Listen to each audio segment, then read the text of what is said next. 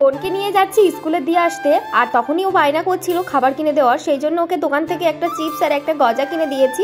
আমাদের বাড়ি থেকে স্কুলটা একদমই কাছাকাছি, যেতে আসতে প্রায় 10 মিনিটই টাইম লাগে। তো যেতে যেতে বোন বললো গজাটা খাবে, সেই জন্য ওকে এক কামড় দিয়ে আমিও একটু টেস্ট করে দেখলাম। আসলে গজা খেতে খুবই ভালো লাগে। স্কুল থেকে বোনকে দিয়ে আসতে না আসতেই দেখো কি অঝরে ঝড় বৃষ্টি নেমেছে। আসলে বর্ষাকালে তো বৃষ্টি হবে, এটা স্বাভাবিক। সে যাই হোক, বৃষ্টি আসলে একটু ভিজতে মন করে, কিন্তু আর ভিজতেই তো পারি না ঠান্ডা লেগে যাওয়ার ভয়ে। আর আমাদের রানীকে দেখো কি খুশিতে স্নান করছে, বৃষ্টি হয়েছে আর বৃষ্টির মধ্যে ওকে বাইরে বের করে রেখেছি। আজকেই প্রথম বৃষ্টির জলে স্নান করছে রানী, আগে কোনোদিন এইভাবে বৃষ্টিতে ওকে বের করে রাখিনি। আমি ভাবতাম হয়তো ঠান্ডা লেগে যাবে। এখন আমি স্নান করে নিয়েছি, চলো খাওয়া দাওয়াটা এখন সেরে নিই।